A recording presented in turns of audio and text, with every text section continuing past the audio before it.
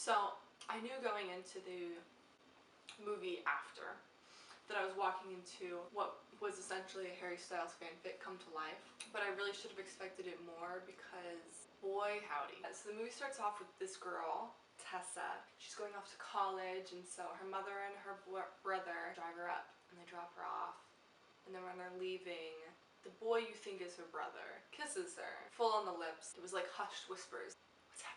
And then they like lampshade that fact, kind of. Tessa goes back to her room, her roommate is there, and her roommate's like, oh, your brother seemed nice. And Tessa goes, oh no, that's not my brother, that's my boyfriend. And there's like a solid minute at least between the kiss and like that being said, and I get it because I guess it's supposed to demonstrate that they don't have any chemistry, but it's a real wild way to start off your movie. So this movie is Wattpad the movie. You can definitely tell because none of the characters have any depth or characterization. They all basically have one trait. She's the bitch, she's the rebel, he's goody two-shoes, she's a mom, he's a boyfriend. It's basically all the characterization any of them get. Even Tessa and these bad boy Hardin, his name is Hardin. He doesn't get any real personality traits because dark eyebrows, a British accent, a cool car, and wearing black.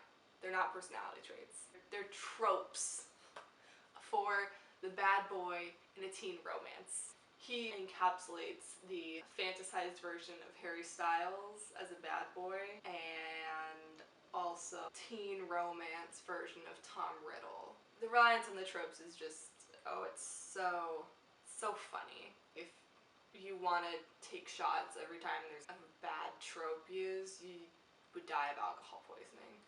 I don't even know what grade any of the characters are in or how old they are. I can guess Tessa is 17, 18, or 19 because this is her first semester of college, straight out of high school. So I would go with straight 18. All the other characters, we know they're not freshmen because they make fun of her for being a freshman. That's it. Like the roommate, she's the rebel character. She's you can tell that she's really deviant because like she wears fishnets. She's like purple streaks in her hair. And you can tell she's really deviant because she has a girlfriend. Huh. Really interesting point they decided to make there. They decided to show like all these other college characters are like cooler and older than her by she goes to a party with her roommate and all these characters are there, like the only characters that she meets. And they make fun of her for not drinking, for being a virgin, for only having dated one person, and it's like, she's literally still a child. That's normal. She's literally just out of high school. It's not weird for her to have only dated one person and still be a virgin and to not drink. It's my least favorite trope of like any genre. The idea that being a virgin is something that people make fun of people for, because I've never been made fun of for being a virgin. People might be like, oh haha, you're a virgin, and then they have a bit of self-awareness and they're like, oh well, I guess that's not that weird or embarrassing, and then they stop. Like that's it's probably the most unrealistic trope and I fucking hate it. I'm so glad that we cling to it so strongly in teen romance movies. The other problem, not just the characters are entirely undeveloped, but the setting is also undeveloped and doesn't really matter. I couldn't tell you what college she's at, what city she's in, what state she's in. Maybe Midwest or East Coast? Probably a college city, you know, college town, maybe. Like I can't even tell you. I don't even know how much time passes within the movie because she goes, like, there's no celebration of Halloween, Thanksgiving, Christmas. There's no mention of really any time passing. I'm not sure how much time is between different scenes. She moves in with Hardin. Two adults get engaged and then married within the story before like anyone even breaks up, and she attends 3 different classes. 2 in the beginning, like a math class where she meets her like nice college friend, and then the lit class that Hardin is also in. And then the next time we're in class, it's the last class for that lit class. I've said class 10 times. So not really sure how much time has passed. I guess it doesn't matter. The setting doesn't matter. It could have happened any time in Tessa's life. She could have been a freshman in high school, senior in high school, she could have been a senior in college, she could have been just after college, could have been literally any time at all. Another problem is Tessa's boyfriend from high school, Noah, I think is his name. He's the worst. He's supposed to be like this nice younger guy. He's like a year younger than her. But like, he calls her the first time she's ever at a party. He gets mad at her for being at a party instead of remembering to like FaceTime him or whatever. He's like so mad at her for being a party slut now. Like, he probably doesn't say those words, but that's the way that the audience interprets his disapproval of her. And I just don't understand. Like, chill out, you fucking nerd, okay? She went to 1 party. She's not even drinking. She hasn't kissed anyone. She hasn't done anything for you to be like, oh wow, you going to parties now. So like, dialogue between Tessa's boyfriend Noah and Tessa's mother is the only reason we really know anything about Tessa's background before college, because they disparage her for changing. So at one point, Tessa's mother walks in on her and Hardin like making out, like after they've started dating or whatever, and her mother freaks out, threatens to like cut her off, and Tessa's like, I love him, you don't understand, mother.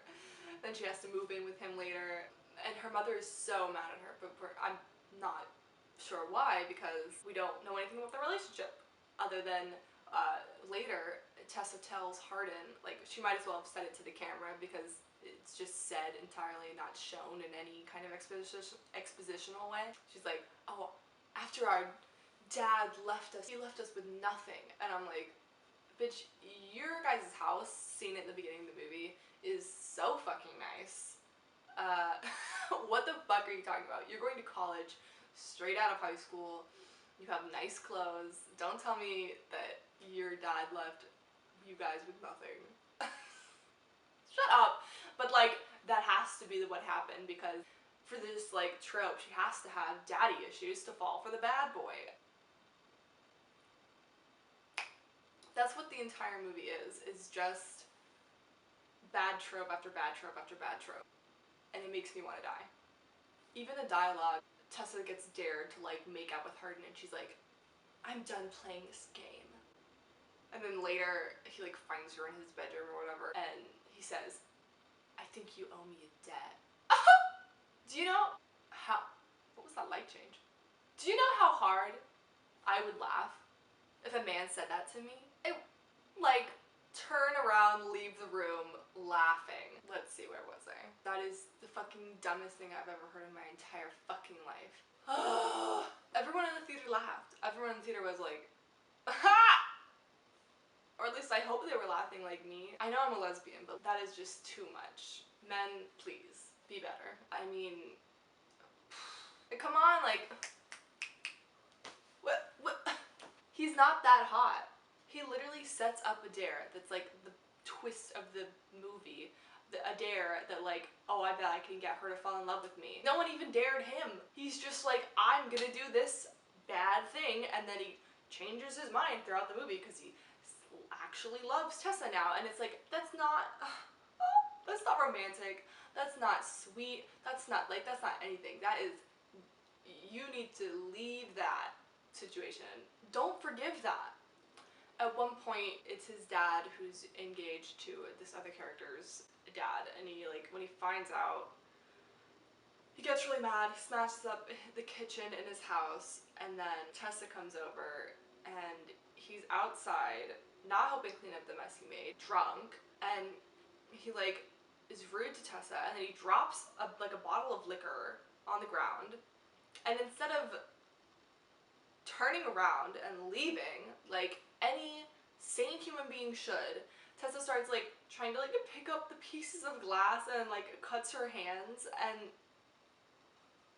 no! If a man breaks things and doesn't help pick them up and like feels so sorry for himself and is like, oh, I'm so sorry, but like doesn't actually do anything to like fix what he's done wrong, you should not be anywhere near that man. That man is likely to be abusive, he's a bad person, he doesn't actually care, he's not actually sorry, and you should stay away.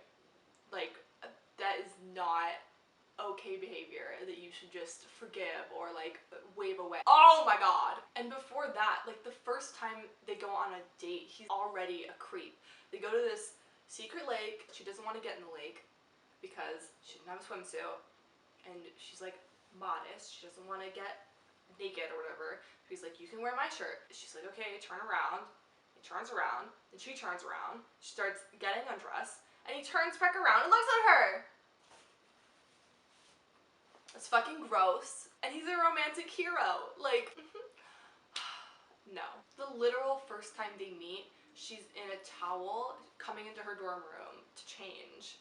She sees him on her bed reading her book, and she's like, okay, who the fuck are you? Like, get out of my room so I can get dressed. And he like is dismissive of her. He's like, don't flatter yourself. And he keeps reading. Why would you ever speak to that man again? And then he leaves and like he like says some quote from like The Great Gatsby or whatever. And like Tessa's all like flustered and like impressed. I'm like, bitch, we all read that book in high school. You're not special. And on the flip side of that like bad boy trope, obviously Tessa is the good girl. I think one of the most obvious ways that's like communicated to the audience is that Tessa always looks very beautiful.